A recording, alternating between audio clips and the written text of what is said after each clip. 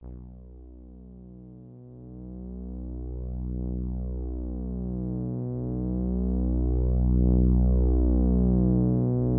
to make it potentially a one-possession game. Up and under Pacey's. That's what they need right there. Force one here. Up the chin. Who throws it down? Minkler. Good ball fake. Gets to the 10. Count it and the foul. Two buzzer beaters to his credit. Goes down the lane. Double pump. There it is. Cut! Another! Another! And it's a steal by Soden to the rim. He's got the layup and Bedford's got the lead. McGeady drives. Strand open. Three-pointer up and in. Wow. And they come up with a steal. O'Connell looking for the flush. Big guys shoot twos. Step back. Castro trying to tie the game. Juanena up the sideline. Castic way. Double pump. Shot up and in. Up and in. Trying to find Bono. Mike with the steal. Mike is going to run up the court. Well, getting set for the opening tip here in Durham. Nick Anastas, Justin Gorham. First of two Division II semifinals here at Oyster River High School in Durham, New Hampshire. Getting set to tip off a few minutes early ahead of this 5:30 start. It's our Friday Night Lights New Hampshire Game of the Week presented by Deals Insurance. We are broadcasting in conjunction today with the NFHS Network. Hanover and Pembroke, the number 2 and the number 3 seed, respectively, the Bears and the Spartans. And this one a rematch from January 15th, which was a blowout win for Hanover. An early shot, an early rebound, taken in by Ryan McLaughlin, the 6'2 sophomore. And now we see Hanover's first possession, the Hanover High Bears. They lost just one game during the regular season. It was all the way back on December the 15th. Since then, they have rattled off 17 straight, including the regular season win over Pembroke and a quarterfinal victory over the weekend over Bow. It is a patient brand of offense here for head coach Ben Davis, but a backdoor cut does not result in a layup as the shot is off the mark, and with a minute gone by, Pembroke is going to come down on their second possession and turn the basketball over as a travel is called. We're going to see a very, very, like you said, slow, patient offense, a lot of backdoor cuts, not as much screen and roll that we'd normally see, kickouts for threes and all that. They're going to try and keep the game in the low 30s in order to win the game. I think most of the games they've won have been low-scoring games, whereas Pembroke will come out and play, traditional basketball. They'll shoot threes. And they'll force a turnover here. One giveaway each way. Still scoreless here, 90 seconds in. Both teams in a man so far. On the wing, it's Zach Ali Shawafi. And he's in trouble. Turns it over along the sideline. Hanover another steal. And they're trapping, too. Trapping the corner. So right now, Pembroke might want to think about keeping the ball out of the corner. Drive and dump. Jason Oriole, 6'3 sophomore, is going to get Hanover on the board first. It's 2-0. He's a great screen setter, right? Look at him. Built like a lineman. Good screen setter, rebounder. He's got in the trap already in the corner, so he can move his feet. And he had the soft left hand off the window for the game's only score. Offensively, it looks like passing cut. This is Joe Fitzgerald, Pembroke's leading scorer on the season. He's on the floor. He's tied up.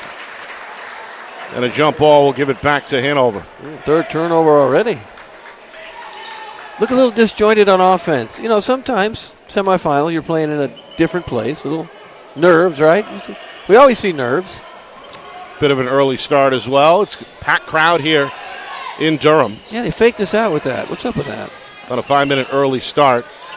That has not deterred the fans as this place is jammed from top to bottom. We've got a foul here against Pembroke. It's the first foul either way, and it goes against the junior guard, the 5'11", Evan Berkeley.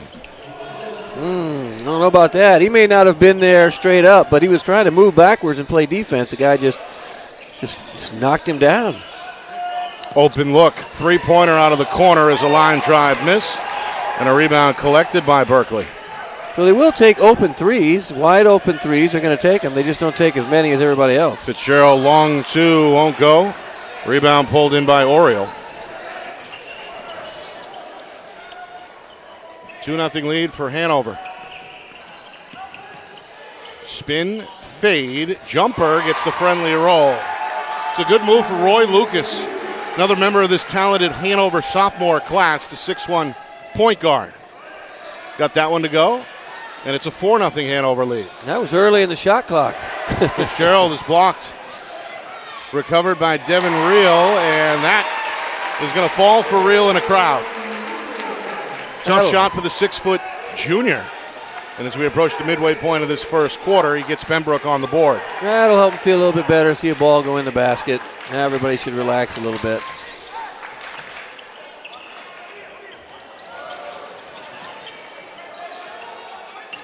Still a man look here defensively by the Spartans. Oriole turns on the gas but can't bank it home. Rebound for Al Shawafi, and now a chance to tie or take the lead for the first time. Pembroke going to attack, but a strip in the lane. Quick hands there by McLaughlin. Turnaround, Lucas gets it to go for his second bucket. Love the glass, right? Did he call it? I hope he did. That looked good. Got Hanover head coach Ben Davis clapping his hands, and now a timeout is called by Pembroke's head coach Mike Donnell. He's going to use a 30-second timeout here to talk it over. 6-2 midway through this first quarter. We mentioned Hanover, one of their best regular seasons in program history, 17-1. And again, they have not lost in nearly 3 months. Pembroke, really though, good. Right behind them at 16-2, good enough to capture the number 3 seed.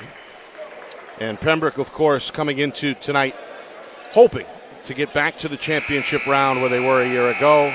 They lost a close contest, 57-54 to Pelham. Yeah, they're pretty good. They have a tradition. I mean, they've been good for a while. When Rich Otis was there, who now coaches at West, they were really good for a couple years. Outstanding. Hey, you couldn't beat them. They were just too talented and played well together. And then Mike Donnell has kind of been with or sort of like behind Rich Otis everywhere he goes, so it's kind of an interesting progression. Yeah, a lot of history, as you mentioned. Pembroke has more Division II championships than any school with 8. Their last coming in 2019. Wow, that's impressive. However, they've been bitten by the turnover bug here early in this first quarter. That's their 5th giveaway in less than 5 minutes of action. And as we know, going forward, the turnover situation usually dictates who wins the game. Played well for Hanover so far. They've got a 6-2 lead. And now looking to widen the gap here. They've gone to the bench for the first time. Wyatt Daigle, 6'2 sophomore, is in. Shot is long, is tracked down in the corner by Christian Blix, the 6'3 senior. And then it's Daigle who's rejected near the rim. Good block, Sinclair, who came in the game. Good block. As Javian Sinclair, 6'3 sophomore, able to rise and time that one well. Three-pointer out of the corner won't go, and then Daigle is blocked again. And unable to get to it is Beckett Sobel. And this one given back over to Pembroke. Good defensive stance. You can't shoot air balls. Got to make sure you make contact so your team has a better chance. But they had an offensive rebound, just couldn't put it in. Good block again. Inside of 3 minutes remaining first quarter. Only one foul call, too, so far, right? We're almost here. We're more than halfway through. One foul. Spartans trying to kickstart the offense. It won't happen here. It's a steal. It's McLaughlin who goes coast to coast. Good-looking shot. First basket for Ryan McLaughlin, an 8-2 Hanover lead.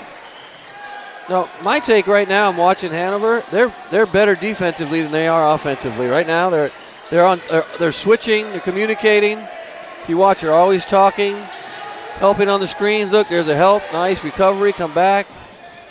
Really good defensively. Berkeley for 3. A back iron miss, a near side rebound collected by Blix. Hand up on the shooter and everything. God, that's great defense. Nearly 2 minutes remaining.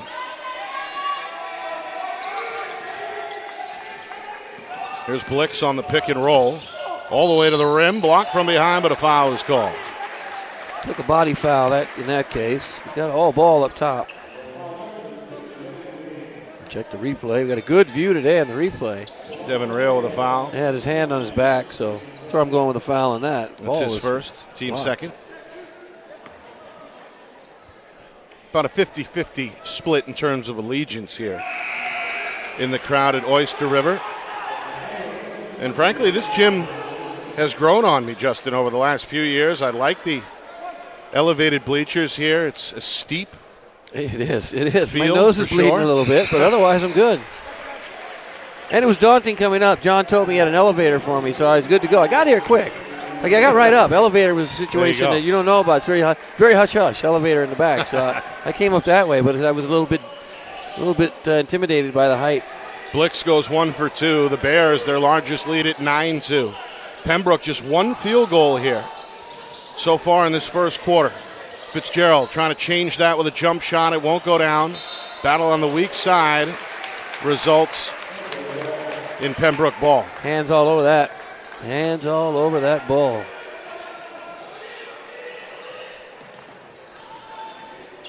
See an animated Coach Davis trying to coach up this group. Leads to a miss, but an offensive rebound will keep it here. That shot off target. Another offensive rebound for Real. Back to back for Real. Somebody better box out. See if Pembroke can make it count. Going to draw a foul as Berkeley is tripped up. Yeah, Pembroke not getting much inside right now. Everything's up top. Everything's happening now. They try and drive. Good help defense, even though there was a foul. They're there for help. Got to make something happen and kind of get down underneath the basket or in the key where you can make, gets a little bit of an easier offense. Fouls on Daigle. He'll come off the floor as Oriole returns for Hanover. 15-foot pull-up. There it is. Now that's Joe Fitzgerald. He's one to watch tonight. Had a spectacular postseason run a year ago for Pembroke on their way to the championship round. Gets his first points here in the final minute of this first quarter. Hanover's lead is 9-4. They go inside to Oriole. He's got another. Got to front the big fella. Don't let him catch it. He's too big. Not very tall, but he's too sturdy. Knock you out of the way. Second field goal goes off the window to make it 11-4. Meanwhile, Fitzgerald going to pull it out, look for some breathing room. The dual Fitzgerald. There's another one in there. 21, I think, is a Fitzgerald as well. That's Andrew. Meanwhile, off balance for Real, won't go, and a soaring rebound there for Lucas. Sophomore gets off the ground to get that one for the Bears, and now Hanover looking for the final shot. They'll take the last shot. Confident they're going to take the last shot. Down to 10 seconds. McLaughlin down the lane, off balance, can't bank it. Oriole fading away, almost got the second effort. And now Pembroke runs out of time, and that will do it for the first quarter. Hanover flexing their muscles defensively. They build up a 7-point edge after one. Second quarter next. You are watching the 2024 NHIAA Boys Basketball Division II Semifinals right here on Friday Night Lights, New Hampshire, broadcasting in conjunction with the NFHS Network.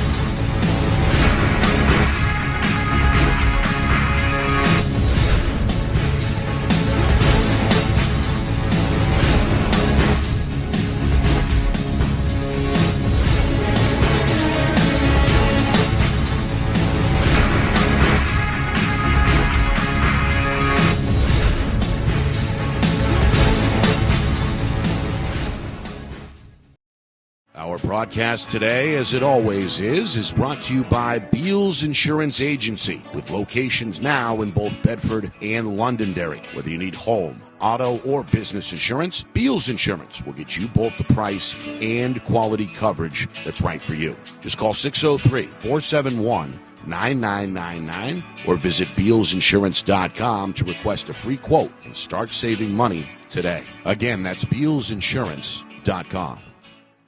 The New Hampshire Tomahawks promote the highest level of club lacrosse competition, not just in the state, but in the country. Looking to get recruited? Director Chris Cameron keeps an open dialogue with the nation's top college lacrosse coaches. Over 400 New Hampshire Tomahawks alumni have played at the college level, including the ACC, Big East, Big Ten, Ivy, NESCAC, NE10, and more. New Hampshire Tomahawks coaching staff has over 100 coaches, including current high school varsity and college coaches. The Tomahawks offer training for players of all ages, clinics, camps, and leagues, along with spring, summer, summer and fall elite teams. So play with the best. The New Hampshire Tomahawks, showcase and development for college lacrosse. Visit NewHampshireTomahawks.com and girls.nhtomahawks.com.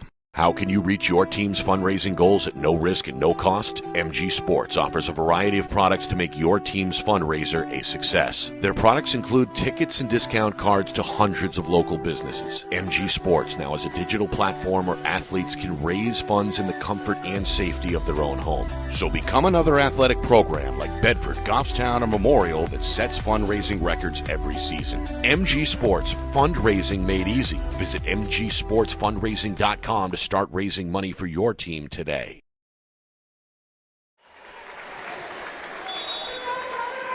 Well, it's a good start here in Durham for the Hanover Bears as they take an 11-4 lead into the second quarter over third seed Pembroke. Nick Anastas, Justin Gorham with you.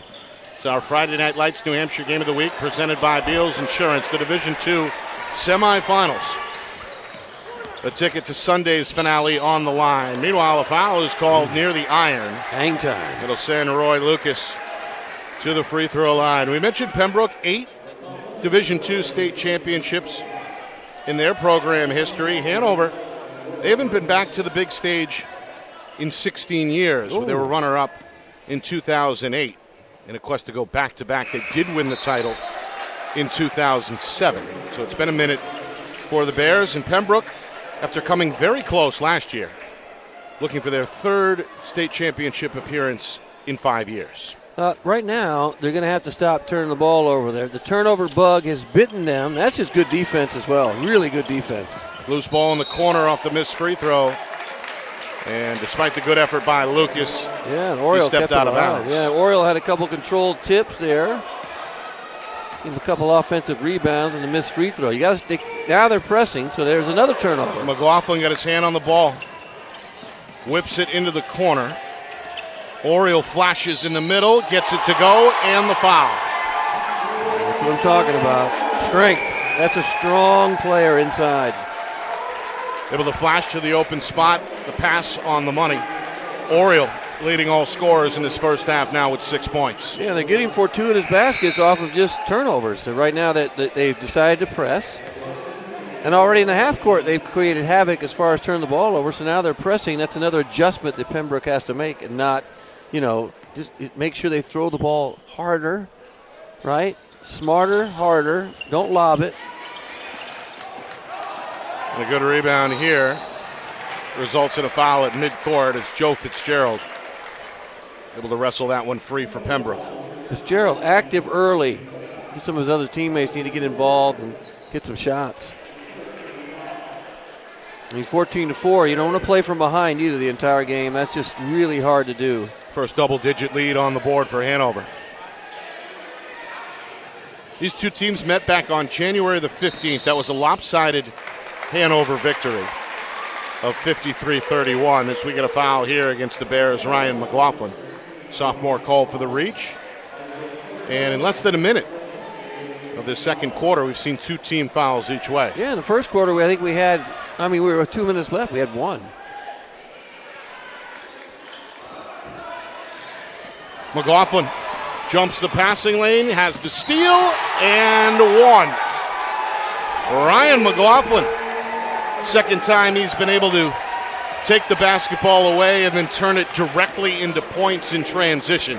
Has a chance for one more here at the free throw line. What's the hang time? Adjust the ball, move it around a little bit. They fly by, he lays it in. Look at that. Beautiful layup. Got him on the arm.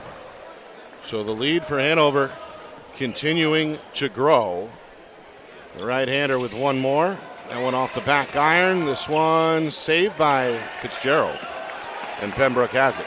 And one thing they're not doing very well right now is shooting free throws. Just 2 for 6 collectively.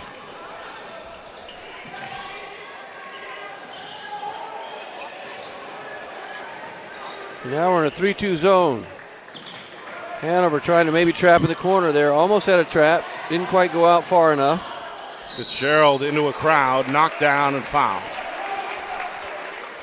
They're aggressive defensively, and when you are aggressive, you're going to commit more fouls, but some of these fouls are not necessarily good fouls. You're going to end up with a free throw shooting contest again. Yeah, we got 3 team fouls already each way. With just over a minute and a half gone by. Pembroke trying to get something going here against what's been a smothering man-to-man defense, primarily for Hanover. No, they've been man almost the entire time, and they went 3-2 in the last, in the beginning of this last possession.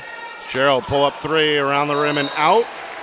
And a good effort trying to keep it alive there from Zach Bemis, the sophomore guard who just checked in but couldn't contain it.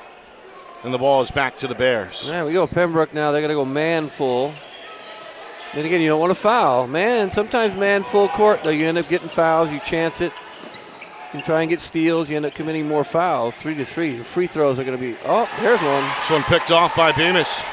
Up ahead, he finds Berkeley, who's got the layup. And they needed that field goal desperately. Just the second Hanover turnover.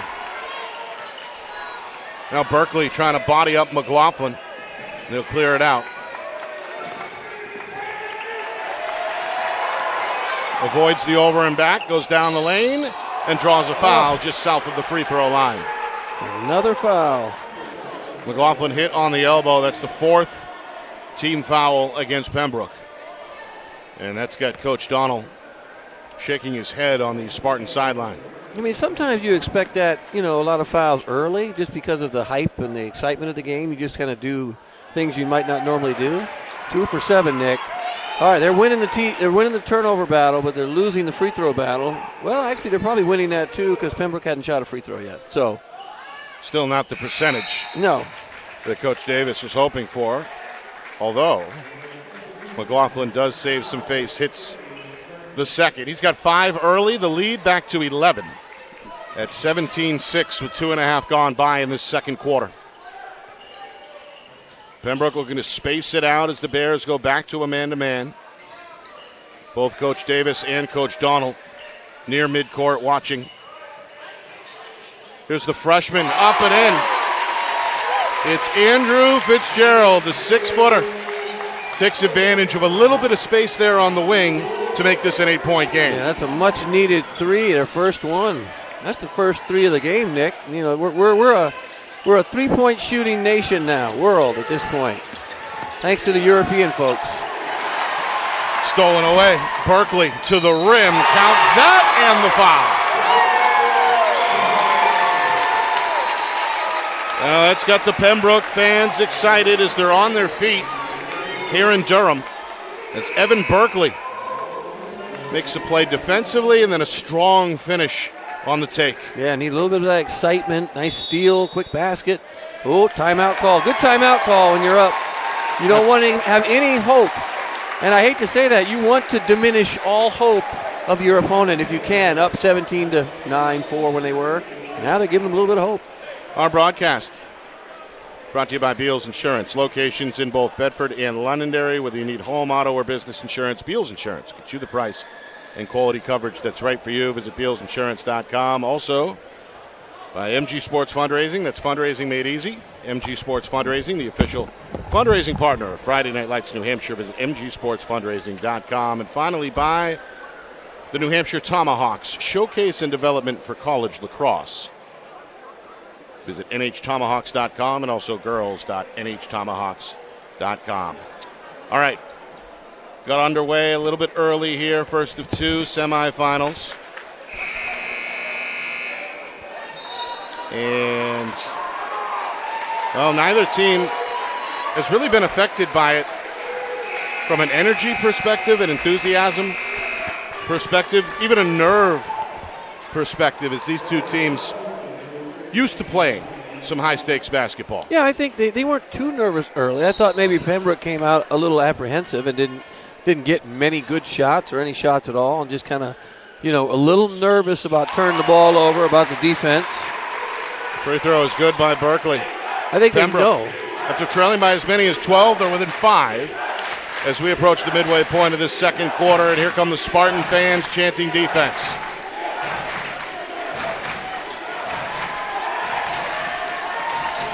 And you see Pembroke a little more aggressive on defense with the hands, moving them around.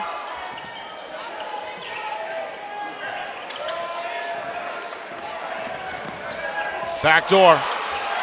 And the layup rolls around the rim before it falls for Christian Blix. His first 2 of the evening. Makes it 19-12, Hanover. And those are the shots they're looking for, right? Backdoor cuts. That was a good pass, too. Just snuck that right in there, a bounce pass. Berkeley got the step. A rare breakdown on defense, no help at all. Now the junior trying to spearhead the comeback effort. He's got a team-high 7. The Spartans, again, are within 5. Almost got away, maybe with a double dribble. That was a tough one. It's Dave Frechette who brought it into the front court. Now McLaughlin lost it in the corner. Oh, the fans wanted that. That was a foul. That was an obvious foul. He decided not to call the foul and gave him the ball instead. Referee will do that. That's a foul. He knocked the ball away. Watch him, hits him with the body, knocks him, and it caused the ball to go out. Obvious foul. He said, you know what? We'll skip the foul. We'll give him the ball.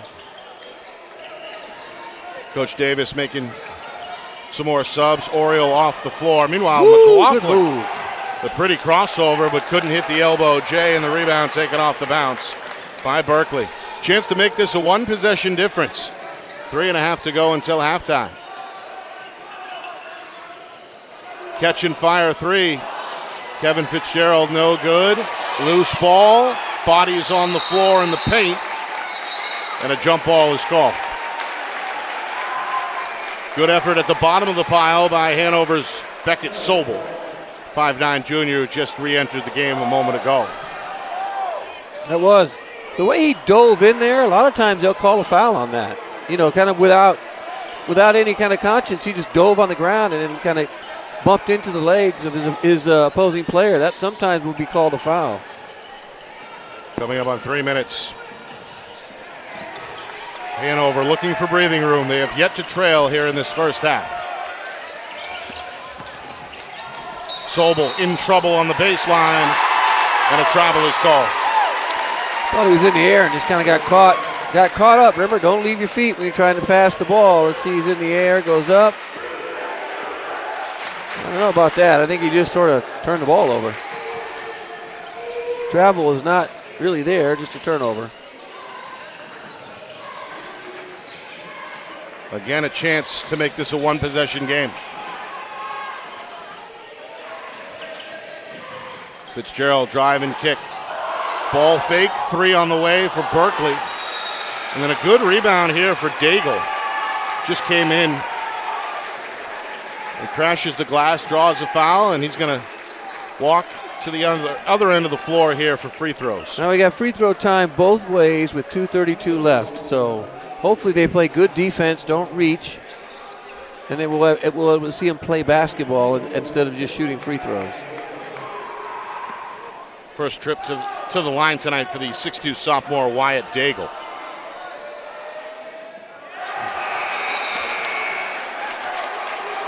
More subs for Coach Davis. Lucas back on for Hanover, replacing Sobel. Pembroke goes to the bench as well, as Al Shawafi will sit. And we get our first look at Aiden Jeske, 6'4" junior. Daigle goes 1 for 2 and then exits the lineup as Oriole is back in the middle after a brief rest for Hanover. Bears with a 20-14 lead. Now we're in the zone. See if they try and trap. Starts out high, almost like a 1-2-1-1, turns into a 2-3 zone. Berkeley looks for the freshman. Take away the high post. Finds the older brother. Back of the corner, quick 3. Back iron miss, good box out. And a rebound from McLaughlin as 2 of his teammates hit the floor at the same time. He's going to slow it down as he comes into the front court. We're inside of 2 minutes until halftime. Pick and pop, 3-pointer, off target. And the air ball ends up out of bounds off the hand of Blix. Yeah, they've been more successful with the backdoor cuts, the layups, the 15-footers. They haven't really had much luck shooting the ball from 3. They haven't made one yet. They've been getting all their baskets off turnovers and easy baskets inside. Here's a dump down for 2. It's Jeske with his first points off the pine. And we've got a 4-point game again. Still a low-scoring contest, 20-16 with a minute left. I mean, I don't know if Hanover decides if they want to take the last shot or not, but with a minute 13, you might want to consider it.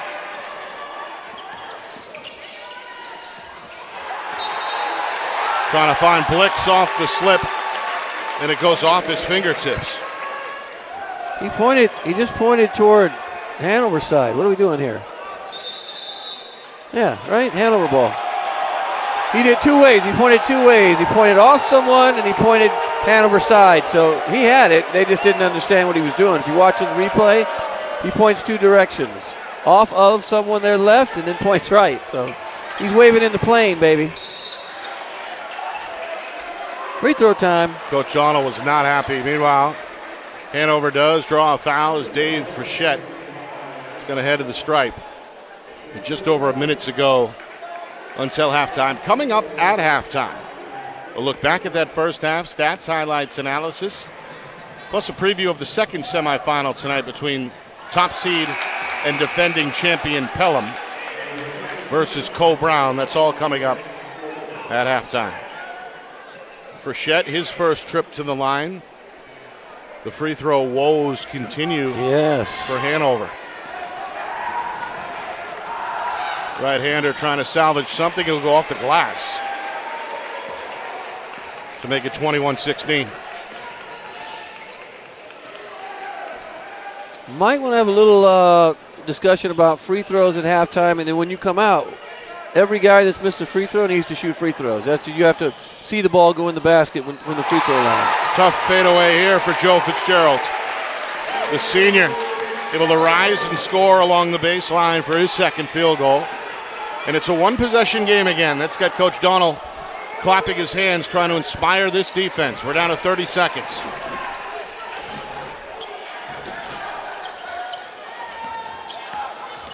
An entry pass gets away from Oriole and turned back over to Pembroke. Well, after a slow start, the Spartans have a chance to tie this thing up on the final shot here before half. They trail by 3. Fell behind by as many as 12 earlier in this period.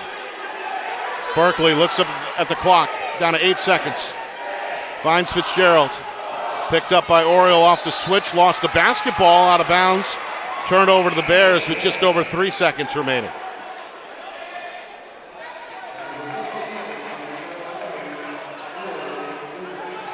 So Coach Davis hopes for something here. Gets it to his point guard, McLaughlin from midcourt. Almost got it off the glass. Well, that'll do it for the first half. Hanover, the number 2 seed, seeking a return to the championship round for the first time in 16 years. Got off to a fast start, led by as many as 12, but it's Pembroke in that second quarter. They won the quarter. Decided, they wanted to fight, and all of a sudden it's a 3-point game at halftime. Tell you what, though. Right now, Hanover is 5 for 12 from the free throw line. They make all their free throws, then they have a 10-point lead, and they're not thinking about it quite as much. But they've missed so many free throws. They have turnovers. They have 10 turnovers they've created. They've turned the ball over now 5 times. But you got to make those free throws. When you have a free shot, you got to make those shots, right? Tough. All right, coming up in just a moment. Highlights, stats, recap, analysis, preview in some kind of order in just a moment when we return here to Durham. 21-18 at the break. Hanover over Pembroke. You are watching our coverage of the 2024 NHIAA Boys Basketball Division II Semifinals right here on Friday Night Lights, New Hampshire, broadcasting in conjunction with the NFHS Network.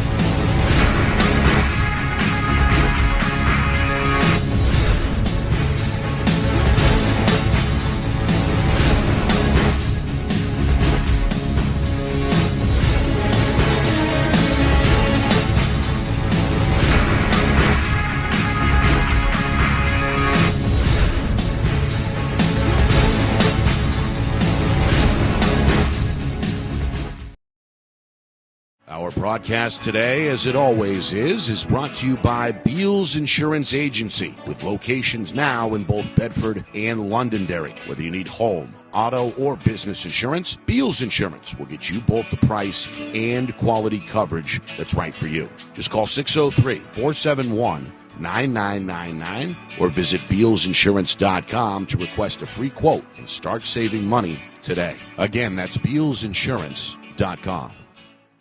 The New Hampshire Tomahawks promote the highest level of club lacrosse competition, not just in the state, but in the country. Looking to get recruited? Director Chris Cameron keeps an open dialogue with the nation's top college lacrosse coaches. Over 400 New Hampshire Tomahawks alumni have played at the college level, including the ACC, Big East, Big Ten, Ivy, NESCAC, NE10, and more. New Hampshire Tomahawks coaching staff has over 100 coaches, including current high school, varsity, and college coaches. The Tomahawks offer training for players of all ages, clinics, camps, and leagues, along with spring, summer, and fall elite teams. So play with the best. The New Hampshire Tomahawks, showcase and development for college lacrosse. Visit NewHampshireTomahawks.com and girls.nhtomahawks.com.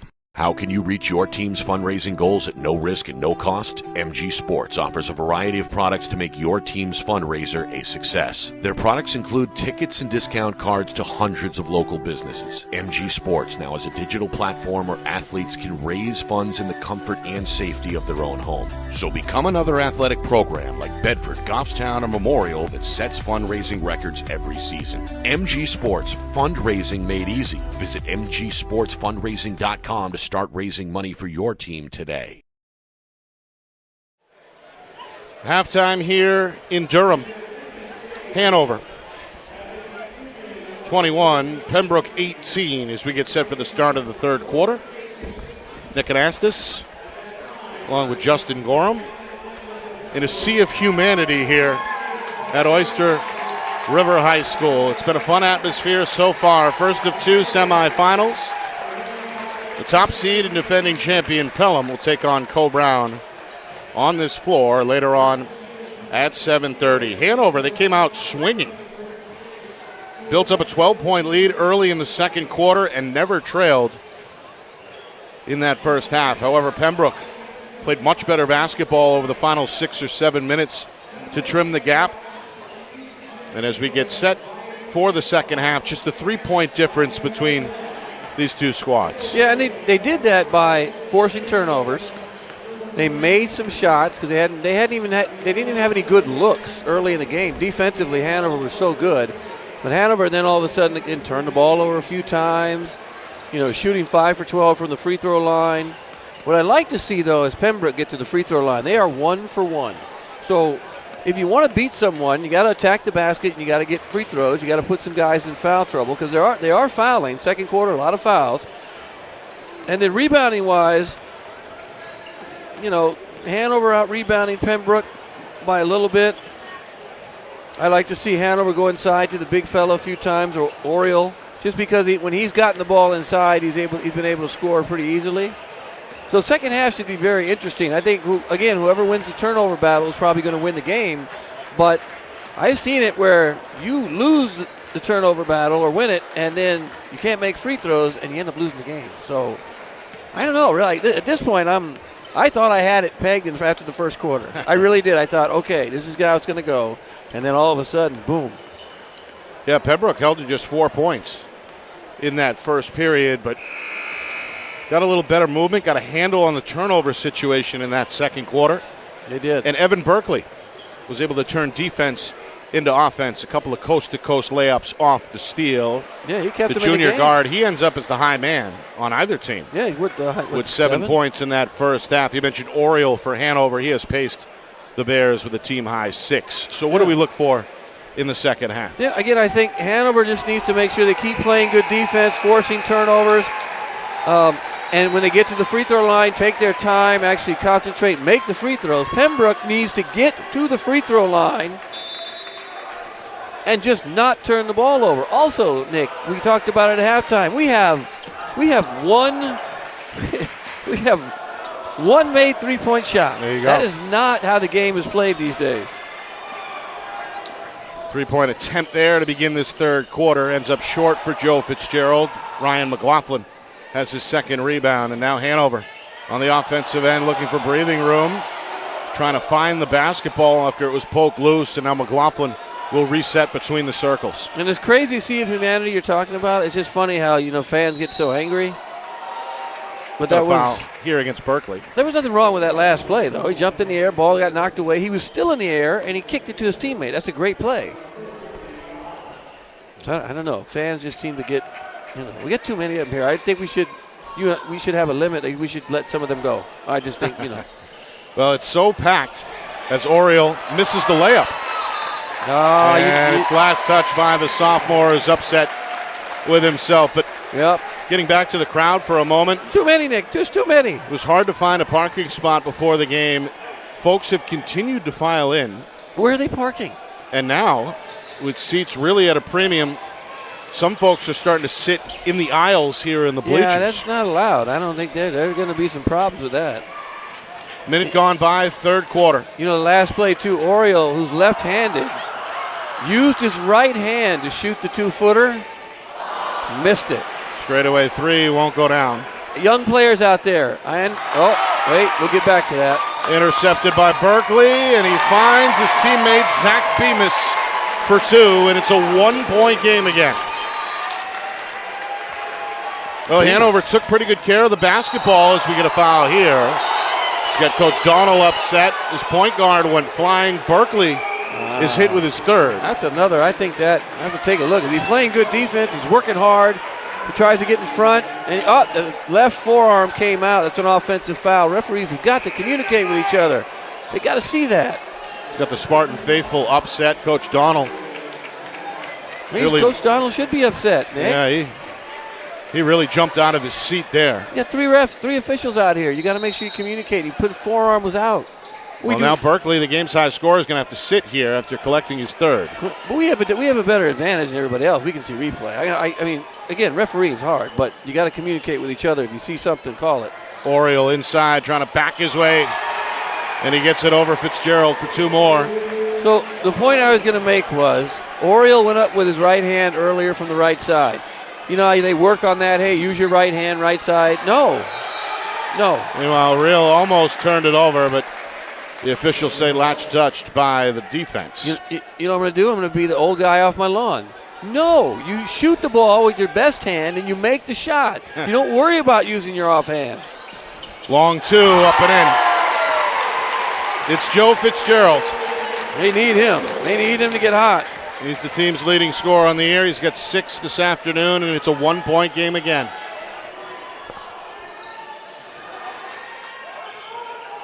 I keep going inside. This one off the knee and turned over. It's Christian Blix. Couldn't locate it.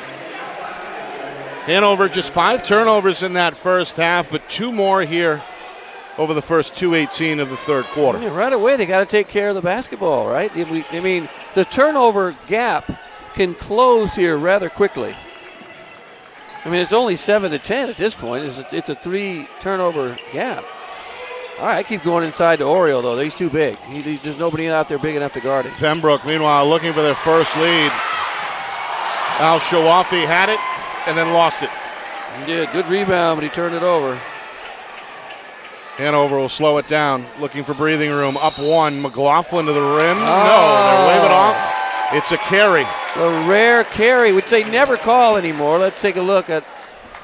It's got Coach Davis shaking his head. Yeah, I call that. He carried it actually twice. They carry the ball every time they dribble now. The ball hand goes underneath the ball. That's a carry. That's a carry every single time they dribble the ball almost now, the way it used to be called. So again, Pembroke, a chance for their first lead of the game. Real. Cut off, nobody home on the wing, and this one is thrown out of bounds. Yeah, there wasn't anybody there. I don't know. That's not a... I mean, Fitzgerald raised his hands to his head like it was his fault. That was not his fault. He wasn't...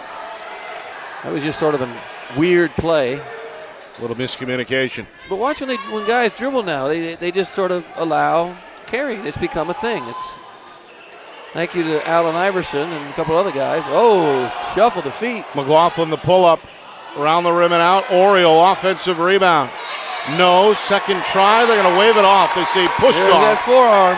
And a foul is called against Oriole. He's got a good offensive rebound. He's got 4 of them, but that one he shoved him off. You can see the sophomore continuing to plead his case. That's a football Both teams player. are going to go to the bench. And it looks like Coach Donald's going to roll the dice here a little bit. He's going to bring his starting point guard, Evan Berkeley, back onto the floor despite the 3 fouls as we approach the midway point of this third quarter. That's a bold move. Catch and fire. Three-pointer is short there from Joe Fitzgerald. Rebound McLaughlin. And again, Hanover looking to pad their 1-point lead. We've been stuck on 23-22 for the last several minutes. Oriole right inside, there. Looking for the drop step, and there it is off the glass. And that time he did use his right hand. And he was fortunate to make it with his right hand that time, but took your advice. He didn't. Well, no, he didn't. He used his offhand. It's a good move. It's a really good move. But right now, look at the size advantage he has inside. Fitzgerald's trying to guard him inside, and he's too strong inside. It's kind of like watching a smaller version of Jackson Marshall, who we're going to see tomorrow night. But I mean, Jackson Marshall looks like that, except he's 6'9". So try and guard that if you're a normal-sized human. Oriole is the first to double figures here either way. He's got 10. 6 of those came in the first half. Hanover is yet to trail. They led by as many as 12 in the second quarter. This is a rematch from back in January, a lopsided win for Hanover then. Part of their 17 straight coming into today. I feel like this might come down to the wire today just because of the way they're playing right now. Real blocked in the corner by Blix. Ball is loose. Body's on the ground, and now it's the other way with the freshman. I was going to say there's a turnover. I don't know. We're not going to give them one there. No, they never really lost it, did they? So Pembroke again can tie with a 3. So they do a really good job. Look at Oriole helping on the screen. Really good job helping each other on the screens. Real down the lane, slipped in the paint, and a travel is called. That's because there was help. A little bit of a wet spot maybe in the lane as well. No, you're right. Young people, too, need to watch help defense. Watch the help defense here. Here comes this. They do screen and roll. They step up. Here's help in the inside. Look at the help. 21. Boom. Blix is there for the help. Oriole puts his head down, goes to the rim, but can't get the layup. Rebound Fitzgerald. The senior into the front court. Looks for his younger brother, who pulls up from the elbow, but can't cash in. It's a back iron miss. And the rebound controlled by the junior for Hanover, Beckett Sobel, who just checked back in a moment ago. Inside of 3 minutes, third quarter. Hanover trying to make this a 2-possession game again. Blix off the dribble, gets the step, lost it on the way up. And when partially blocked, Real with the rebound. He's had a couple blocks, I think. Real's had maybe two blocks early. Joe Fitzgerald, line drive miss for 3. McLaughlin has it. We're going to push the other way. The point guard of the rim can't bank it. Sobel tries to keep it alive, and then a whistle. And I believe a foul is called. Oh, I think we got a Pembroke foul. It's against Andrew Fitzgerald. Oh, my. I didn't see that. I thought he just sort of fell down. Replay. Here we go. Maybe that foul looked like it could have been on Jeske. Is Jeske in the game? 35? Yeah, I think Jeske. No, they give it to Joe Fitzgerald. That's his second. Just the third team foul against Pembroke. We've seen one on the other side against Hanover.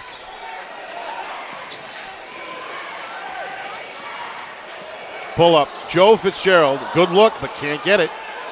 McLaughlin with his 5th rebound for Hanover. Bears by 3 as we come up on 2 minutes to go, third quarter. Blix, backdoor, finds Daigle, who's got the left-hand layup. You see those passes and that play work for them. They're not, maybe they have been, they're not a great shooting team, at least not today, but they're really good at making sure they recognize the backdoor cuts and making the pass. Here's a good slashing move for Joe Fitzgerald. He's now the team's leading scorer with 8 points. Oh, there's that 4th foul, Nick. That is the 4th one on Berkeley on the hold. We got him with the grab, and that is number 4 against the junior. So Coach Donald rolled the dice by bringing him back in, and now rues the day as he's going to have to pull his floor general back off the floor with 94 seconds remaining in this third quarter. That's just youth. That's just, you forget you have 3 fouls. That's okay. That happens. You made a mistake. It's okay. But you as a coach, you got to recognize, I need him in there the fourth quarter. I need him the whole time. McLaughlin can't get it. Oriole had it, but it was punched free. And now Pembroke the other way, down 3. Look there. There's that help again. Everybody watch. There's that help. Pull up short, and it rolls over to Oriole. Hanover's got it, and a foul is called in the backcourt. And that is going to put the Bears to the free throw line. That's the 5th team foul against Pembroke. 5-1. There's a disparity in here. Coach, you're going to go crazy. Why is it 5-1? Why is there a 5-1 disparity? Well, my team is fouling more than your team. So we got a timeout on the floor just over a minute to go, third quarter. Hanover nursing a 3-point lead at 27-24. It's been back and forth in this third quarter after Hanover led wire to wire in that first half. They built up a 12-point lead at one point. That was the high tide mark, but Pembroke on the comeback trail ever since. They've been close, but haven't quite gotten over the hump so far. There just isn't a very good flow or a rhythm on offense, either team. And that's because I think both teams are playing good defense, forcing turnovers, that whole thing. But neither team has shot the ball well. We have 1 3-pointer for the game. Everything's been short. And I don't know if they're uncharacteristically not shooting the ball well. This is just not, percentage-wise, it's just not good today. And that could be nerves, too. Third quarter, but still could be some nerves, Nix. Still. Well, no nerves here for Jason Oriole. He's got 11 points and is the game's high scorer. 5 of those have come in this third quarter. A chance for one more, trying to put his team up by 5, and he won't as it rolls around the rim and out. And every basket he's had has been in the paint, so you just got to, if you're Hanover, just throw the ball in the paint.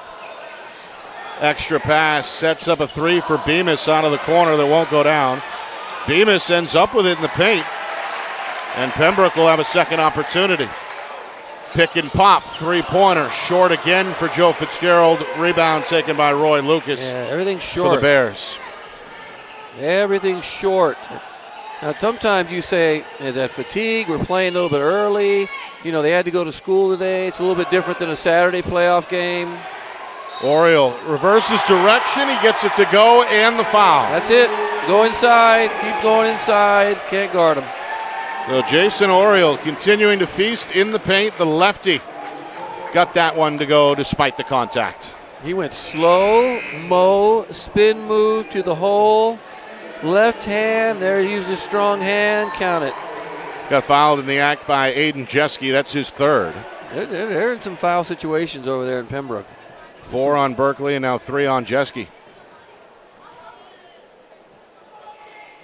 Orioles free throw is good. It's 2 for 4 tonight at the stripe. I hope he's on the football team, Nick. Hanover's got a 7-point lead. Final 20 seconds. See if Coach Donald wants the final shot. The Bears fans who made the trip east chanting defense. There's a good help defense again on the screen. 10 seconds. Joe Fitzgerald hits the gas. Looks for Bemis in the corner, but the 3 is off target. The rebound goes to Oriole off the front rim.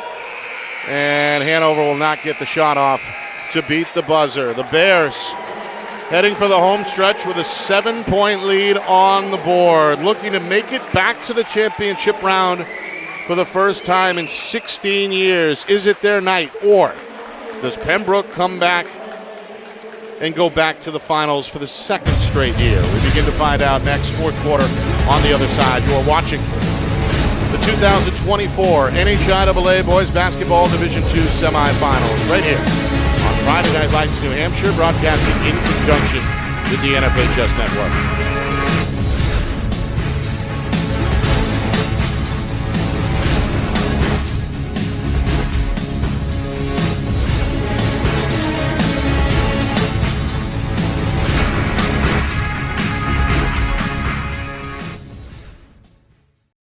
Our broadcast today, as it always is brought to you by Beals Insurance Agency, with locations now in both Bedford and Londonderry. Whether you need home, auto, or business insurance, Beals Insurance will get you both the price and quality coverage that's right for you. Just call 603-471-9999 or visit BealsInsurance.com to request a free quote and start saving money today. Again, that's BealsInsurance.com.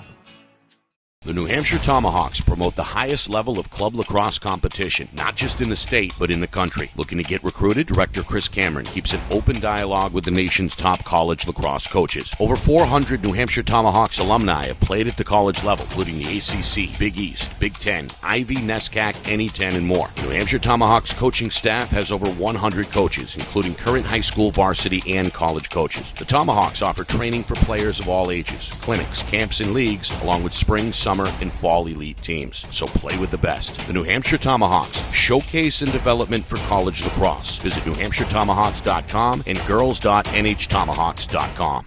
How can you reach your team's fundraising goals at no risk and no cost? MG Sports offers a variety of products to make your team's fundraiser a success. Their products include tickets and discount cards to hundreds of local businesses. MG Sports now has a digital platform where athletes can raise funds in the comfort and safety of their own home. So become another athletic program like Bedford, Goffstown, or Memorial that sets fundraising records every season. MG Sports, fundraising made easy. Visit mgsportsfundraising.com to start raising money for your team today.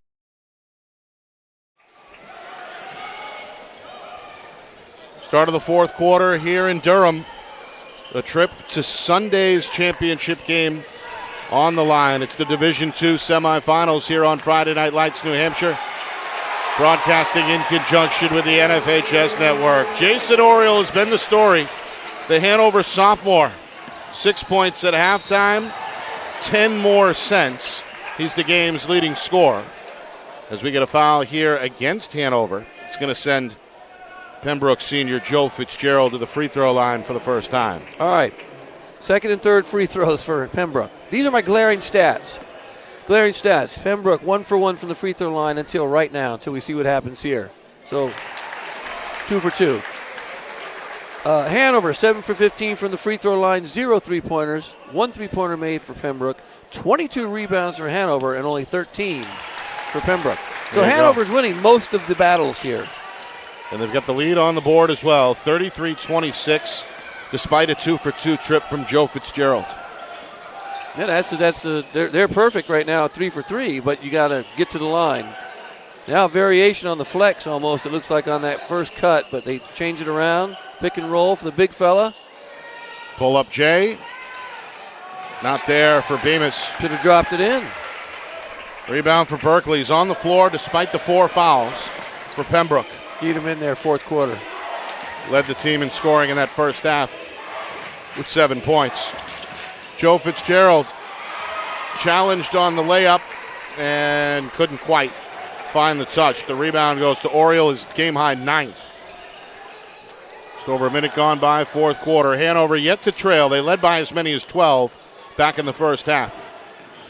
Blix, wraparound pass, broken up, goes off the glass and back out to the point guard, McLaughlin. Coach Right Davis idea. says move it. It's the right idea, though. You tried to get the ball to Oriole again inside. Is an easy one. Layup attempt for McLaughlin won't go, but Oriole, I think, was fouled on the putback attempt. You're right. He had a good, easy rebound. I thought McLaughlin would have made that layup, but he could have dropped that off again. Watch, look. Drop it off. There's Oriole again, wide open. See, he got slammed over the shoulder there. No call. Yeah, he got fouled. There's foul there and 2 fouls. Good call, Nick. You saw that one. The officials there. Got the second guy. No, we got McLaughlin shooting. You were right. You got it. You got the right one. So it was a delayed whistle. Yeah, you got the right by one. About a second. So McLaughlin is there and hits his second free throw of the night. He's now 2 for 4. Meanwhile, the Hanover lead has crept up to 8, which is the largest it's been here in the second half. Free throw in and out. Battle on the glass goes to Pembroke as Al Shawafi gets to it. Oh, that's going the other way. Oh, he didn't see it. It's off the foot. Pembroke's foot. The referee's got to communicate over here. Take a look. Watch this. Goes right off his foot. I think. Tip. Oh, shoot. Couldn't see view it. cut off there, but the officials are going to keep it here. Nearly 2 minutes gone by, fourth quarter. I love the effort, though, Wizard. I love the effort. Three-pointer from the freshman, up and in. Ooh, they needed That's that. Andrew Fitzgerald. Doubles his point total from 3 to 6 and makes things a little more interesting here. Now a 5-point contest. You know what else is interesting? He's the only player in the game to hit a three. Right. He's got two. McLaughlin Offense. comes racing into the lane, collides with, I believe, Berkeley. Yeah, he called it. No, it's an offensive foul. He called it. Oh, it was the trail official, I think, who overruled the baseline official. Yeah, baseline official. Did you see him call a block? Although the baseline official just raised the hand and signified. Usually, you punch it like baseball, right? You punch it with a blocking foul. But the trail official was all over it. So an offensive foul. yeah, that's a Gives turnover. it back to Pembroke, and the Spartans trying to make this a one-possession game. They have trailed throughout the contest. Berkeley, step back three, up and in. Oh, the three-pointer's rearing its ugly head, Nick. It's making a comeback, right? You can get you back quickly. Three-pointers. That's Berkeley's first points of this second half. 6 unanswered from Pembroke. Oriole trying to go to work, going to back down, go up, and get that one to go, plus the foul. He is fun to watch. It reminds me of some big old guy at the park that just says, you know what? If you give it to me, I'm going to back him in. I'm going to score. I'm going to score. He's been good with either hand. He's been in control of his body, and he has put in some work here, especially in this second half. 12 of his game-high 18 have come since the break. Still 5 minutes to go in this fourth quarter. One more on the way for the left-handed sophomore. His club with a 4-point lead. Free throw is in and out. A rebound controlled by Real. And he's got 9 rebounds. Maybe. He might have more. I don't know. I got him with 9, but he might have him with more. Down the lane, left hand finish for Berkeley. And an immediate timeout is called from the Pembroke sideline as Coach Donald is going to take a full timeout here with his club right back in the mix. It's a 2-point game at 36-34 as we get another look at this one.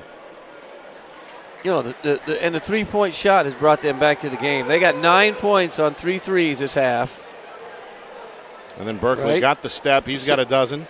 Or 6, I'm sorry. 6 points, right? And then Berkeley comes in and hits that one. So you got 8 points really quick. It's an 8-2 run. Yeah, and he just can't foul out. He's got 4 fouls. He's got to play really smart because you need him on offense. Defensively, if I'm going to put him on somebody that maybe doesn't handle the ball very much, but I'm going at him. If I'm offense, I'm going at him from Hanover, and I want to get him out of the game because he's pretty good. Well, again, what's at stake? How about a trip to Sunday's championship game at the University of New Hampshire? Pembroke trying to make it to the final round for the third time in 5 years. Hanover for the first time since 2008. Of course, the winner of this game gets the winner of the other semifinal, which comes your way later on between Pelham and Brown. We'll bring that to you live at 7:30 Eastern Time. Full court press out of the timeout from Pembroke. This one in and out of the hands of Sobel, knocked out of bounds, and it'll stay with the Bears. There's your one rule against the press. Do not lob the ball. And take a look who's at the end of the bench right now. Oriole is taking a much-needed break, but look, he's back in right away. They're not going to give him too much time. Give him the timeout and an extra, minute, maybe 45 seconds. Coming up on the midway point, fourth quarter. The Spartans fans chanting defense. Now, Pembroke is in a 2-3 zone right now as well. If I'm Hanover, I'm going to bring it out, just hold the ball. Make them come out and play man. Skip pass, Blix for 3. Oh, where'd that come from? Well, he had 3 points in the first half. He's got 3 more there. That's the first Hanover 3 of the game. And it's a timely three-pointer as it pushes the lead to 5 as we hit the 4-minute mark. Looking for the answer is Andrew Fitzgerald. He won't get it. McLaughlin, a good box out for his 6th rebound. The Hanover point guard will bring it himself into the front court.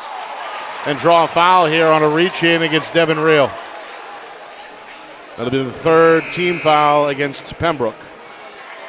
And the third foul against Reel. I'm Pembroke, too. You know what I'm thinking about? I'm thinking about getting to the point where it's almost like Hack-a-Shack right now with Hanover. Just foul them. If I have to and I'm down a couple, I'm just going to foul and make them make free throws to win the game. Just foul. 5-point game, 3.5 to go, and a steal.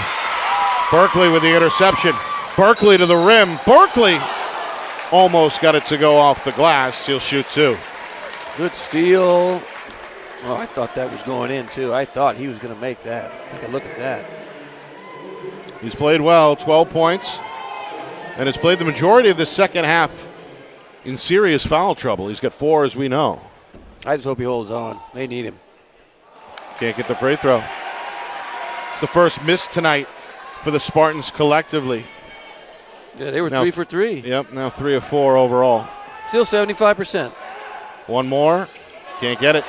Short. There's Oriole on the glass for his 10th rebound. We jinxed him, darn it. Wow, you may have jinxed him. Yeah. Timeout, Hanover. I think that was what we call, it was a dual jinx. I had nothing to do with it. You mentioned that they were, that was the first miss, you said, remember? But I don't know. Coach Davis going to use a 30-second timeout here. So we got a 5-point game, Justin. What's going on in those huddles down there? If I'm Hanover, I'm going to pull the ball out, and as far as I can, above the volleyball line, I'm going to hold the ball in my hands until they come out and play man.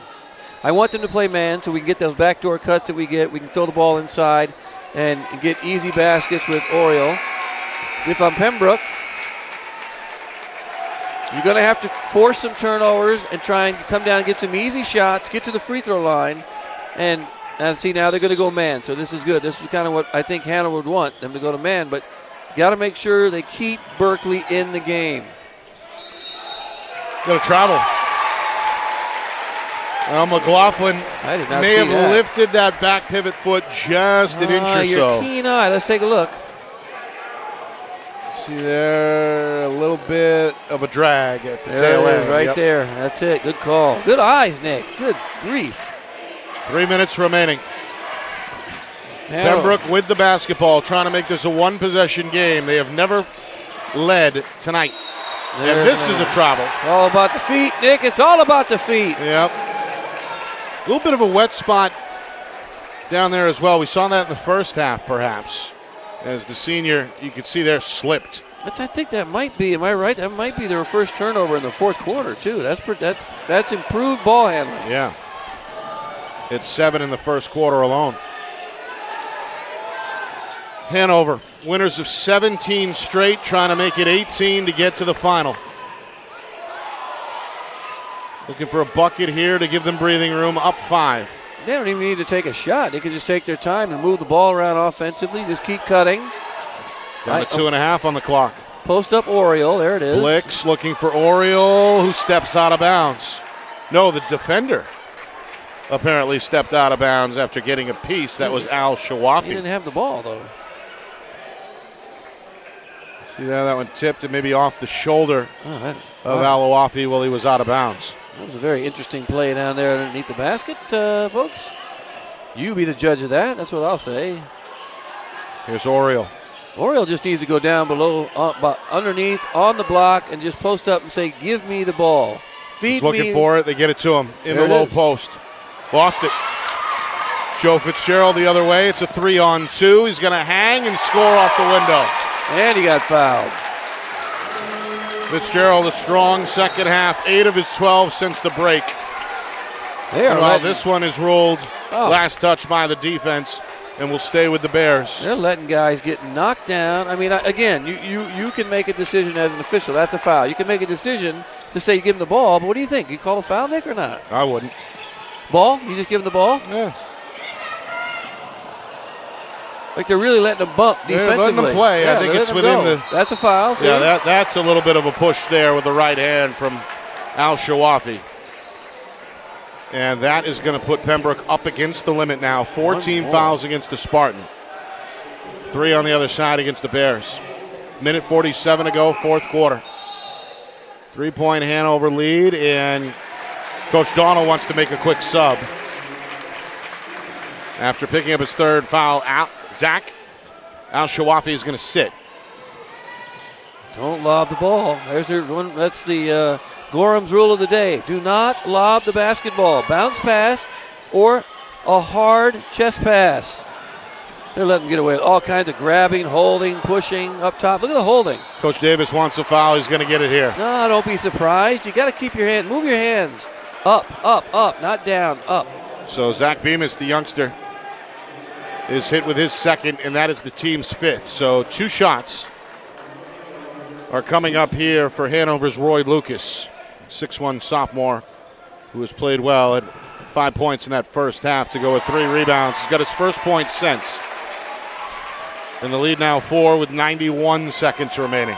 Now, if they can make some free throws here, it doesn't matter what happened early on in the game, right? Make them when they count. 2 for 2 trip. Lucas perfect at the line there. 5-point edge for Hanover. Quick shot the other way is a left-hand layup for Joe Fitzgerald. And with that, an immediate timeout from his head coach, his Coach Donald. He's going to use a 30-second here to stop the clock with $1:24 remaining. You are getting to that point, though, where, like, for example, I'm looking at guys who haven't really shot much. Frechette has 1 point for Hanover, number 20. Frechette, 1 point. He's 1 for 2 from the free throw line. McLaughlin is 2 of 5 from the free throw line. You're going to have to start thinking about, within about 10, 20 seconds, fouling. No. Just to make sure that you have time to come back. Otherwise, you're just going to keep waiting and waiting. Play defense. If you play really good defense and they just handle the ball really well, then you're going to lose. So you got to foul. Reminder, coming up in about 55 minutes or so, 7:30 Eastern, we have the second half of the bracket, the other side, so to speak. Top-seeded Pelham, the defending champs, will take on number 4 Cole Brown, as the Pythons and the Bears, ironically, are going to battle at 7:30. A trip to Sunday's championship game on the line. Nick Anastas, Justin Gorham with you, kicking off championship week here on Friday Night Lights, New Hampshire. We're broadcasting in conjunction with the NFHS Network. It's been a spirited atmosphere here at Oyster River High School. No place to sit, as this place is jam-packed from top to bottom. Well, in that next game, I had a Python when I was a kid. If he's big enough, I'm taking the Python over the Bear. Meanwhile, a foul here is McLaughlin. He's going to head back to the free throw line with his team in the bonus. That's okay. Not a bad foul, really. They're in the bonus anyway. Oh, look, they actually put a 6th foul up there. You don't see that very often anymore. So the press breaker, as drawn up there by Coach Davis, executed by his team. And it's going to lead to free throws here from the point guard, Ryan McLaughlin, who's got the first one without an issue. Now 3 for 6 at the line, 7 points to go with 6 rebounds. But you got to make the free throws when they're most important, and that's right now. So if they can put them in now, that's it. That's all that matters. Lead is 5 at 43-38. Minute 15 remaining. Joe Fitzgerald, the senior, going to give it up. Berkeley. Got a foul to give. Slashing move, finds Reel for 3. He's got it. Devin Reel, just the second field goal. Pembroke still alive as we hit 1 minute remaining. McLaughlin into the front court. That's Hanover looking to use some clock here. They don't have to shoot. Just hang on, handle the ball, run your offense over and over until you get a layup or nothing. They're in a delay game. That's a delay game right there. See how they have the 2 high post players? Watch. They run a cut, delay, good foul. Comes with 40 seconds remaining. Okay, now this is fun for me because I'm old, right? You see the old school delay game, right? Well, that's a discretion of the official. What? They can put that on really at their choice. What do you mean? If it's down the stretch, they can start to watch that a little closer. Oh, but you can run delay that. Game. The delay game, the stall, the offense. What they're doing, they had a high post player and one below, and then they run an inside like screen, come out, and you just keep running it in a circuit over and over again. Meanwhile, Lucas 3 for 3 in this fourth quarter, and he's got another. That's big. Timeout on the floor. 40 seconds to go. A two-possession game now at 45-41. If I am Hanover, I'm going to give them a few seconds, and then I'm going to foul because I have one foul to give. And then, depending upon how it goes, you could actually give them, if you have to wait a while, play good defense, foul them again, put them at the free throw line, and then go down and hold the ball. It depends on your philosophy as a coach, right? Because you can give up 2 and you're still up 45-43 and come down on offense and make free throws. Or you play really good defense, get a rebound, they're going to have to foul immediately. But I do love the old school, a delay game. You call it stall. You call it, I'm drawing a blank. Is there a high set, anything where the ball, you don't not trying to score. You just kind of run it over and over again to get, and you're holding the ball. All right, here we go. Out of the timeout. Hanover 45, Pembroke 41. Bears trying to get to the championship for the first time since 2008. Hanover hoping to punch their ticket for the second straight year. Into the front court, Joe Fitzgerald, the senior, pulls up for 3. In and out, no good. Ball tipped. Bemis is stripped. And now it's Joe Fitzgerald on the wing. Step back 3 is no good. Real again trying to keep it alive, but it's Blix who wrestles it away for Hanover, and now a foul is called as Lucas is swarmed in the backcourt with inside of 20 seconds remaining in this fourth quarter. Yeah, Bemis had a good offensive rebound, and Real almost had one, and they took it away. Had a rebound, they just took it away. Turnover, but almost should have gone. When that happens, I think the rule really, as soon as 2 hands touch the ball, that's a jump ball almost automatically. They're just so quick that. Well, Blix able to wrestle it free. Got it over to Lucas. And all of a sudden, he's become their best free throw shooter. He's 6 of 7, including 5 for 5 in this fourth quarter. Hits one here to make it 46-41. He makes this free throw, Nick. I'm closing the refrigerator door. Eggs are cool, butter's hard. Game over. Get it. Can't do it. I can't close it. Rebound Fitzgerald looking to push. Got to hurry. The senior going to pull up. Desperation 3 is off target from straight away. And a rebound ripped in by Lucas, who is knocked down by Devin Real. Real is going to, I believe, commit his 4th foul. Yeah, you're right. It's 4. And it comes with inside of 9 seconds remaining. Oh, wait. Real. That's number 5, actually. So he 5 on Real. Okay. He is fouled out. Or no, maybe he has 2. 5 has, I think. He's number 2, so that's number 5. I don't think the officials have picked up on it quite yet. Oh, yeah, that's not. Yeah, oh, here we see go. Real, the junior. He's got his head down, emotional, it looks like, on the lane. That's tough. Coach Donnell is going to finally bring a replacement to the scorer's table. That's Jacob Mather. 5'10 junior is going to check in for the first time. So Real is fouled out despite giving max effort. 5 points, 9 rebounds for the junior.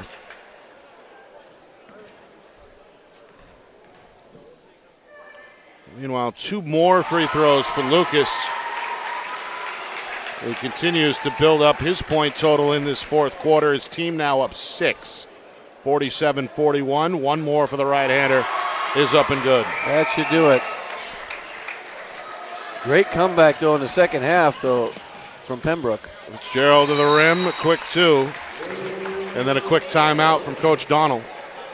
As 5 seconds go off the clock, we're left with 3.7 here in the fourth. Coming up after the game, stats, highlights, analysis. We're going to see if we can track down Coach Davis. Oh, I don't know if he does this. Do you think he wants to come up here? You may have to use your magic elevator. Well, John knows where it is. So if John can show him, he's down there. Big John Barron will show him where the magic elevator is, and perhaps he will rise up. It's been a good one for Hanover. They led wire to wire. Built up a 12-point lead at one point in that second quarter. Things certainly got tight in the third, with Pembroke coming as close as a point, but in the end, Hanover able to keep the Spartans at arm's length as they look to close out what will be their 18th win in a row. Man, that's a long winning streak. I forget, who was their their only loss to? I think it was Merrimack Valley back on December the 15th. To double check that. Yes, it was. It was at Merrimack Valley, a 35-32 loss on December the 15th. Wow. They have not lost since. That's quite a roll there. Meanwhile, the final 3.7 seconds. And there's a foul before the ball is inbounded. Yeah, that's okay. And if it's on Berkeley, that's number 5 against the junior point guard. Called that on 20? What they got? 20, no, it's on Joe Fitzgerald. Okay. I spoke too soon. Usually, and that's only his first. Usually when you foul like that, too, before the ball gets inbounds, it's like an intentional foul. They can decide to call an intentional foul. That time they didn't because it was off of a screen and a bit of a grab, so that's okay. McLaughlin misses. He'll have one more. The Bears vacate the lane. So Hanover going to go back to the finals for the first time in 16 years. Meanwhile, Joe Fitzgerald going to get taken out of the game so he can get a standing ovation from these Spartan fans. He was their leading scorer this season, had a tremendous postseason tournament a year ago as a junior, and he leaves it all on the floor here in what turns out to be his final high school game. The final score here in Durham is Hanover 49, Pembroke 43. The Hanover Bears, for the first time since 2008, are going to play for the state championship game down the road at UNH on Sunday. Great win. Good effort on both teams. Well-coached game. Sloppy game, I think, overall in terms of turnovers, missed free throws. So they're going to have to go home and practice and shoot free throws and concentrate on making those shots in a big game. And then I think come Sunday, that's going to give them some time and they'll be ready to play. I think that they're 18 games in a row. You don't want to lose that. Yikes. And hopefully we'll get the coach here to come up and talk to us after the game, see what happens. Climb up this mountain we call the bleachers. What a good game overall played by both teams, well, like I said.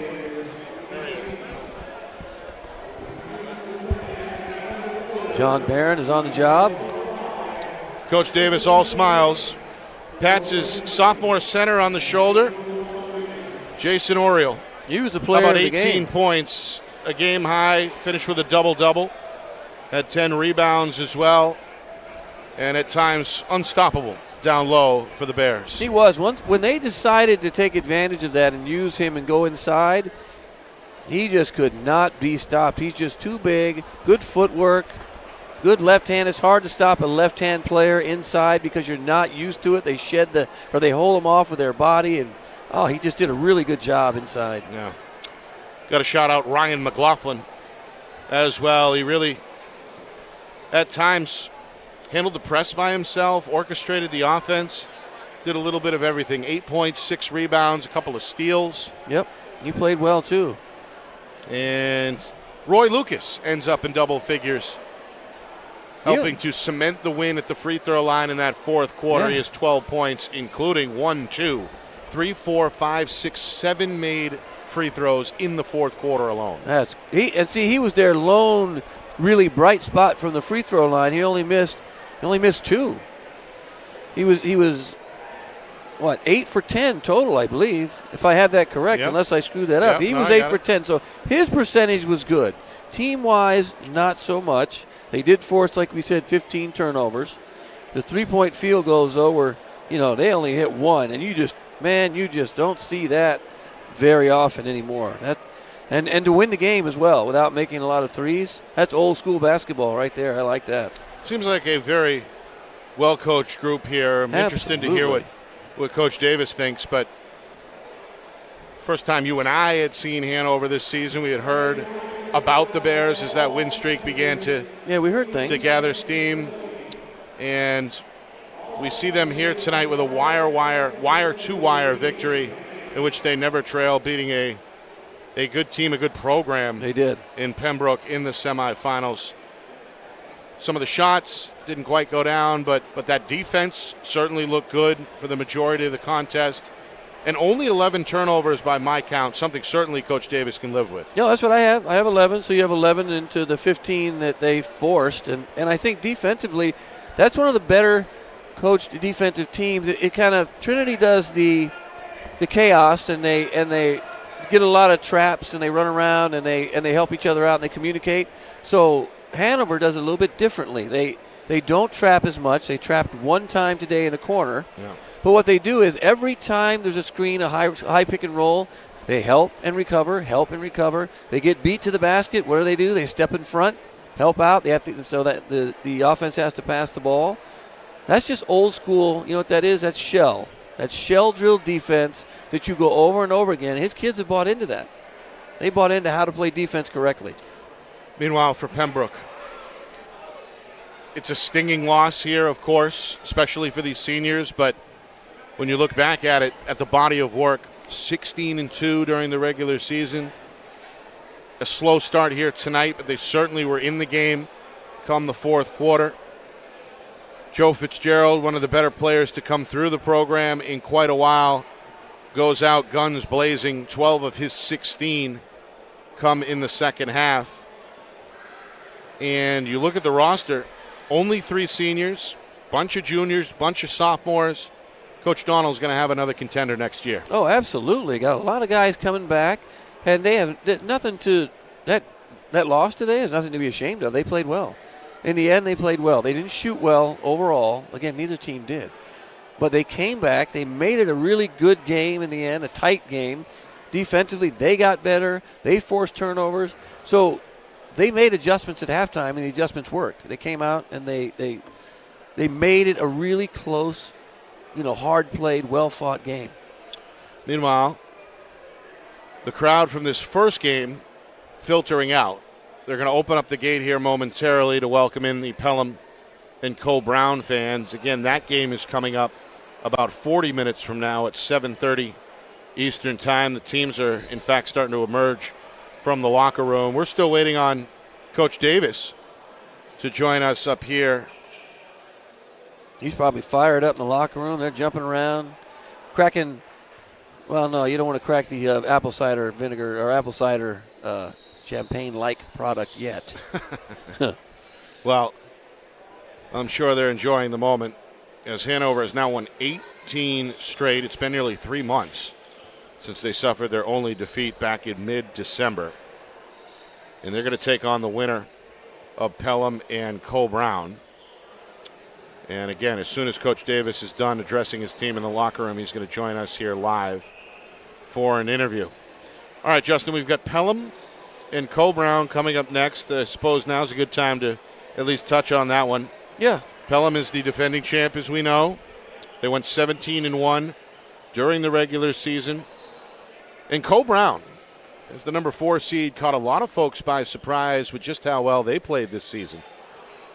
After a 14-4 regular season campaign, they fought off a good Kingswood team in the first round, 58-55, and then just took it to Kennett 69-41 in the quarterfinals. So Pelham, in the minds of many, probably the favorite, but the top 4 are here, Nick. I don't think anybody would be surprised if Cole Brown pulled off the quote-unquote upset. We got the top 4 teams in the league. I kind of broke it down into little groups here of the records. The top 4 are here. The next 3 were tough outs. Thank you.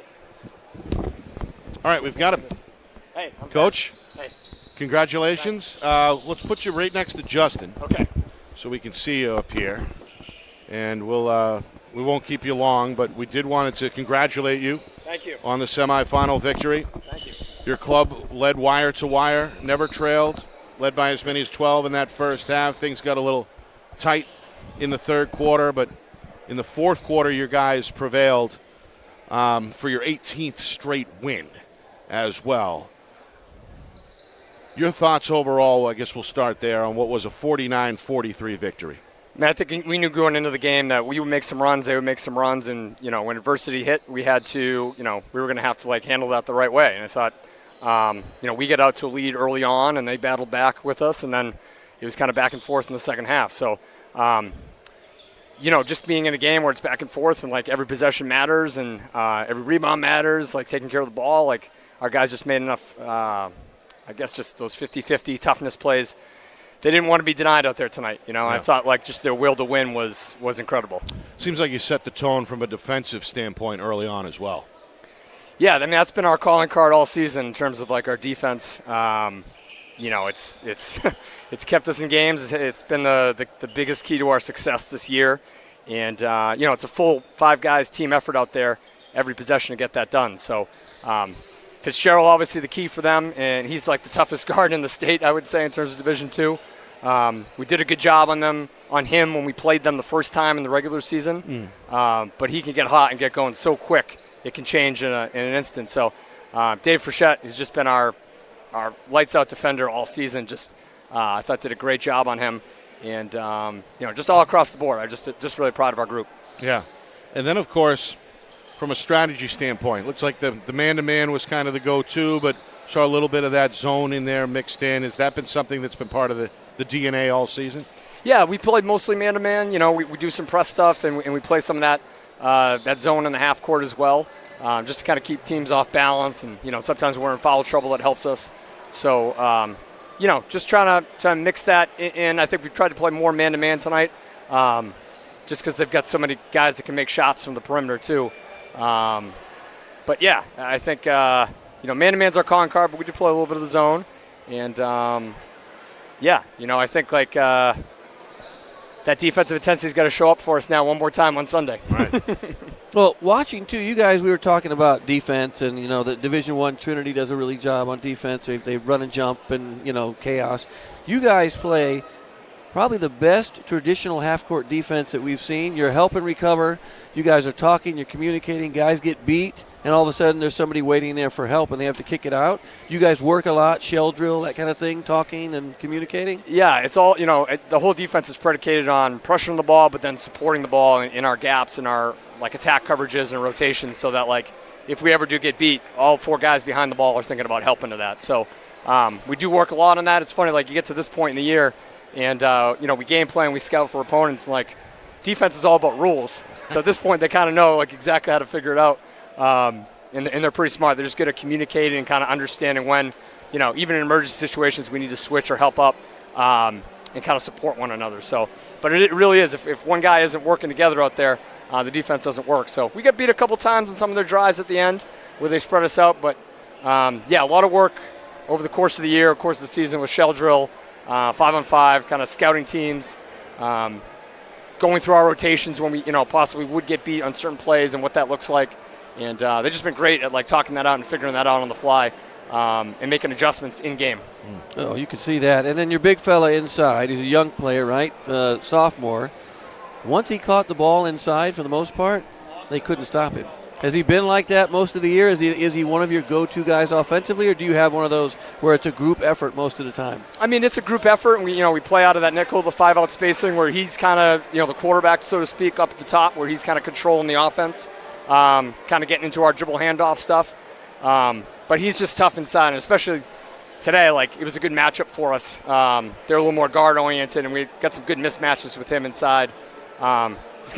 He's versatile in terms of he can score on the block, catching and turning, but he can also, like, face up and drive from the perimeter as well and score. So kind of has that versatility to his game, which is nice. And, you know, he's good with the ball, so he's a tough cover for teams. That's outstanding. You guys don't shoot too many threes, do you? Normally, do you shoot a lot of threes? Not normally, no. Yeah, we're kind of more like attack the paint, drive a kick. If we get inside-out stuff, we'll shoot it. But game plan for today was attack the basket and try to drive it and score at the rim against them. You shot 30 free throws. You shoot well, but you shot 30 free throws and you made 18. I wish we had made a couple more of them, but yes. Yeah. You made them, though. We were talking, too, because in the first half you didn't shoot free throws well. But you got your guys that got fouled at the end of the game when it counted most. They made the free throws at the end. I was saying it doesn't matter if you miss them early. You made them at the end. At the end, yeah, that was big. So they're clutch in those moments. So I guess I'd trade the early misses for the makes down the stretch there. As a coach, it'll make you nuts. But guess what? You still won the game and made them when they counted. So good job. Coach, I'm going to ask you to put on your analyst cap for just a moment. What do you see here in the other semifinal coming up between Pelham and Coe-Brown? I think this is going to be a great game, first of all. Both teams well coached. It's interesting. We actually haven't played Pelham in 2 years in the cycle. So we didn't play them in this regular season. We didn't play them last regular season. So we haven't gone up against them head-to-head, so it's a little more difficult for me to give an analysis for them, but we play Co-Brown, and we had a tough rock fight against them earlier in the year at our place. And Bagnell's tough. Their two bigs inside are tough. They kind of complement each other really well. Co-Brown's going to be super prepared. I would expect probably a grinded out type of game that we just saw, kind of similar to what we had against Pembroke, I would say. Coach, Sunday, it's all on the line in the championship. What would a trophy mean to the school and to you personally? It would mean the world to us, I think. I don't think many people thought we would be in a position that we are in this year heading into it. I think last year we were 0-11 or 0-12 to start the year with a really young group, and we won some games down the stretch, but we certainly didn't, envision kind of doing what we've done this year, And we try to tell the guys, too, stay motivated. People are still going to doubt you until we do we win the whole thing. So, but it would mean so much to the school, so much for these kids. They put in so much hard work. I've been there 2 years, and they've been with me for the 2 years. And just all the work over the summer and the fall workouts and everything we do leading into this is amazing. And, from a personal standpoint, it would mean a ton to me. And, no matter what happens, I'm proud of these guys, but I would be lying to you if I said it wouldn't be special to come home with a win on Sunday. Coach, congratulations. Thanks so much. And Thank you for coming on. It'd be great to see a team, too, win with defense. The game is different. You guys play old school, defensive, hard-nosed basketball, so good luck on Sunday. Thank you very much. I appreciate that. Thanks, guys. Appreciate it. Yep. And again, Ben Davis, following a 49-43 win for his team. Hanover is back in the championship game for the first time since 2008. All right, Justin, your final thoughts? And then we'll say goodbye, at least for now. Well, again, well-coached game. Two teams very well-coached. But what was most exciting is we got to see sort of an old-school style basketball game with not a lot of three-point shots made or taken.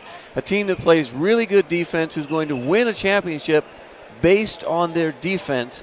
And if they can do that, it should open a lot of eyes to other teams that go, well, wait a minute. We don't have to come down and shoot 25 threes. We can actually win a game by communicating, playing good defense, keeping the scores low. Until they decide to put a shot clock here in New Hampshire, we can see games like that, or we can see games where it's 25-20. Who knows if they decide to hold the ball and they play really well and the team doesn't want to play man? I mean, it's just fun to watch a team like that. Very well coached, but he got kids to buy in to play real defense, and that's great to see. Young group, too, by the way. They got future. That is future written all over it. All right. When we come back, we're going to reset things, reset the link, and then get set for the second semifinal here at Oyster River High School between top seed and defending champion Pelham and number 4 seed Co-Brown. That game's slated to tip off about 28 or so minutes from now at the bottom of the hour. So stay put. We're just getting warm.